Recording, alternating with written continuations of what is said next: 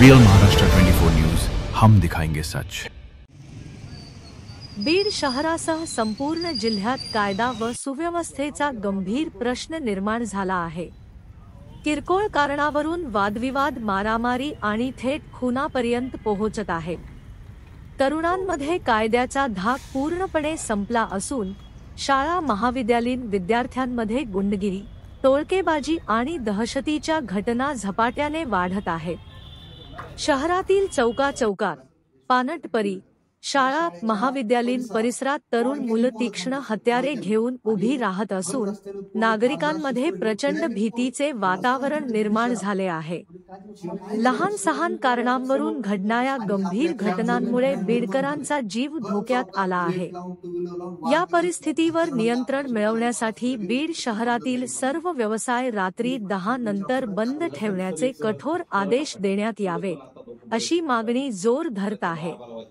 तसेच पालवण चौक, तुळजाई चौक, माने कॉम्प्लेक्स आणि coffee centre stadium परिसर हे गुन्हेगारी प्रवृत्तीच्या तरुणांचे कायमस्वरूपी अड्डे बनले आहेत। त्यामुळे तातडीने या ठिकाणी पोलीस चौक्या उभाराव्यात असा ठाम आग्रह व्यक्त करण्यात आला आहे। पोलीस कालच झाला अशातला प्रकार नाही। 15 दिवसापूर्वी तुळजाई चौकामध्ये, आषाढी चौकामध्ये पण एक हत्या झालेली आहे। आणि खरं तर ह्या निर्दयी जे खून होत आहेत यासाठी जी युवा पिढी जी आहे त्या युवा पिढीला पोलीस प्रशासनाचा धाकच राहिलेला नाही। आणि दुसरी गोष्ट की या ठिकाणी पानटपऱ्या उघडल्या गेल्या आहेत, हॉटेल्स आहेत, जे की ज्या पोलीस ठाण्याच्या अखत्यारीत हा विषय येतो। हे पोलीस ठाण्याचे निरीक्षक आणि त्या ठिकाणचे जे काही कर्मचारी आहेत हे कर्मचारी त्या ठिकाणी डोळे झाकपणा करत असल्यामुळे त्या ठिकाणी युवकांचे जत्त्याची जत्ता गोळा होत आहे आणि त्यामुळे वाद होत आहेत, वाढदिवस साजरे केले जात आहेत। वाढदिवस साजरे करत असताना रस्त्यावर केक कापण्यासाठी हत्यारांचा सर्रास वापर केला जात आहे। याकडे पोलीस प्रशासन दुर्लक्ष करत आहे। तर वंचित बहुजन आघाडी बीड जिल्ह्याच्या वतीनं आम्ही या ठिकाणी आज पोलीस अधीक्षक कार्यालय या ठिकाणी आलो असता या ठिकाणी DYSP हनपुडे पाटील यांच्याकडे आम्ही अशी मागणी केलेली आहे की या ठिकाणी माने कॉम्प्लेक्स असेल, तुळजाई चौक असेल, सिद्धिविनायक कॉम्प्लेक्स असेल, चराटा फाटा असेल, पालवण चौक असेल, या ठिकाणी पोलिसांनी चौकी स्थापन करावी आणि पोलिसांची संध्याकाळची गस्त वाढवावी आणि संध्याकाळी 10 वाजेपर्यंतचाच टाइम मर्यादित ठेवावा। 15 दिवसात 2 मर्डर होणं ही खूप मोठी शोकांतिक आहे बीड शहरासाठी किंवा बीड जिल्ह्यासाठी।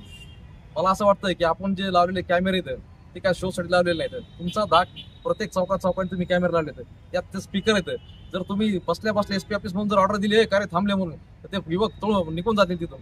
त्यामुळे प्रशासनाला माझी अशी विनंती की तुम्ही पहिल्या अगोदर ते कॅमेरे चालू करा, तिथलची जे साऊंड सिस्टम आहे ते चालू करा। प्रत्येक चौकात जिथं लाईट नसतात तिथं लाईट बसवा आणि तिथून तुम्ही कंट्रोल ठेवा। SP ऑफिस मधून बसल्या तुमचा कंट्रोल राहू शकतो त्या शहरावर सगळ्या, परंतु तुम्ही ते तसं करत नाहीत। तुम्ही जाणीवपूर्वक काय करायला, तुम्ही डोळे झाक करायला।